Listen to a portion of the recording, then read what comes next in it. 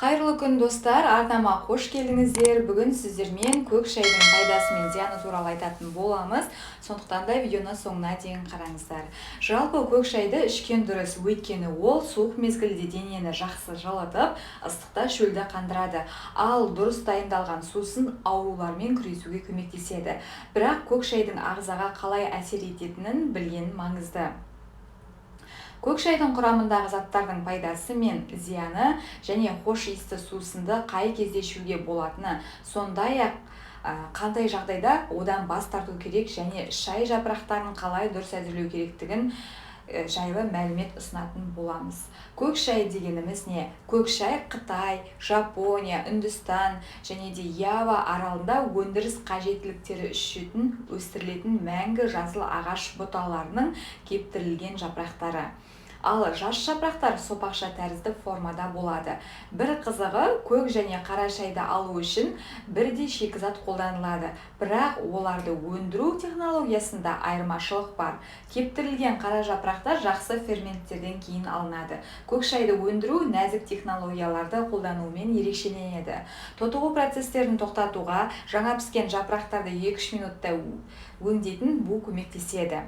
Содан кейін оның дымқылдығын алып кептіреді, яғни мылжалап түйіршектерді қабықшаға ширатады. Сосын өнім хош иісін, дәмін және пайдалы қасиеттерін тұрақты сақтауы үшін оны дайын болғанша кептіреді.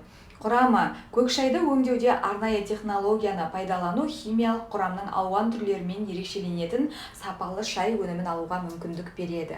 Бірінші, органикалық қосылыстардың арасында шайдың дәміне әсер ететін иілік заттектер бар. Шайдың хош иісті болу себебі эфир майларымен үйлесуінде. Ол алкалоидтердің, катехиндер, аминоқышқылдардың саусылығына жағымды әсер етеді.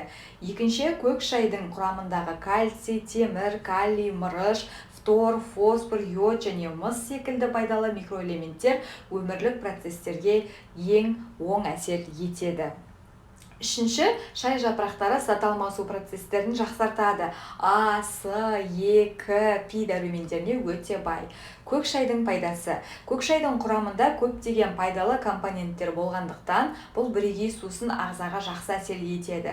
Біріншіден, ас қорыту процесін ынталандырады. Құрамында фтордың болуына байланысты тіс шегінің қалыптасуына қарсы күресте профилактикалық құралдың рөлін атқарады. Көк шай емдік дәрі-дәрмектік әсер береді. Оның құрамында танин, катехин және иілік заттектер болғандықтан, ол қатерлі ісік ауруларымен күресуге тамаша антиоксидант болып табылады. Олар шеттегі ақуыздарды ауыр металдар мен еркін радикалдарды байланыстырады және оларды сау жасушаларға зақым келтірмей ағзадан шығарып тастайды. Оның құрамындағы С витамині мен мырыш қатерлі ісік ауруына шалдығу қаупін азайтады. Және де құрамындағы мырыштың арқасында шаш пен тырнақтың жағдайын жақсартып, жаралардың жазылу үдерісін тездетеді, нерв жүйесін ынталандырады. Сондай-ақ көк шайдың құрамындағы пи дәрумені мен кальций, фосфор қалыпты ми қызметінің белсенділігі үшін қажет, ал тейін ынталандырушы ретінде қызмет етеді. Көк шайда адамның жұмысқа қабілеттілігін жақсартатын кофеин бар. Кофеин алкалоиды шай танинімен байланыстырылған күйде болғандықтан ағзаға ынталандырушы әсер етеді. Бірақ ол кофеинге қарағанда жұмсақ болады. Құрамында йодтың болуына байланысты қалқанша безі ауруларының шалдығуын азайтады. Микробқа қарсы әсері бар.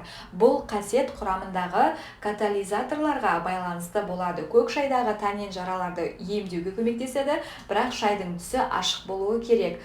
Ағзадағы уытты заттарды шығарады. Тазарту қасиеттерінің арқасында көк шай ағзаның иммунитетін жақсартады және кез келген ауруға шалдығу қаупін азайтады. Несебайдағыш әсер көрсетіп, тіннің ісінуін азайтады. Құрамындағы А және С дәрумендерінің арқасында көз ауруларының даму қаупін төмендетеді. Тегіс бұлшықетті қалыпты жағдайда ұстайды. Бұл қасиет оның құрамында мырыштың болуына байланысты. Мыстың арқасында қабыну процестерін емдеуді жеңілдетеді және де токсикоз және теңіз ауруы кезінде көмектеседі. Мұндай жағдайларда құрғақ жапырақты шайнауға кеңес беріледі және де асқазанның қышқылдығын көтеріп, асқазан ішек жолдарының қызметін ынталандырады. Көк шайдың пайдасы өте көп, бірақ оның сонымен қатар зияны да бар. Енді көк шайдың зияны туралы айтатын болсақ, көк шай қалыпты нормада пайдалану кезінде ғана пайдалы болады. Есіңізде болсын, сусынның қоздырушы әсері бар екенін естен шығармаңыз. Және ол жүрек қан тамырлары аурулары кезінде зиян болуы мүмкін. Сондықтан қан қысымын жоғарылатып, жүрек ырғағын өлшеп тұру керек. Екіншіден, сондай-ақ көк шайды шамадан тыс ішу сүйек тығыздығының төмендеуіне және сүйектердің тез сынуына әкеп соғады. Қарсы көрсеткіштер, яғни хош иісті сусынды ішуге құмар адамдар қою шайды қолдануда қарсы көрсеткіштер бар екенін білуі керек. Тітіркену, ұйқысыздық және де созылмалы бүйрек және бауыр аурулары, асқазан аурулары және де өткір кезеңдегі ішек жарасы және де жүктілік кезінде де қарсы әсер беруі мүмкін. Сондықтан абай болғанымыз жөн. Енді көк шайды қаншалықты жиі ішуге болады? Көк шайдың ағзаға пайдасы мен зияны өнімнің сапасына, қайнату әдісі мен қолдану жиілігіне байланысты. Сондықтан сусынды ішкеннен әсер алу үшін келесі шарттарда сақтау қажет. Жаңа және жоғары сапалы өнім сатып алыңыз. Шай жапырақтарын 60-90 градусқа дейін қыздырылған таза сумен дайындау керек. Және де шайды аш қарынға және кешке ішпеңіз. Көк шайды алкогольмен біріктірмеңіз. Дәріні көк шаймен ішуге болмайды. Тым қою немесе ыстық қылып ішпеңіз. Сол кезде сізге өзінің пайдасын беретін болады.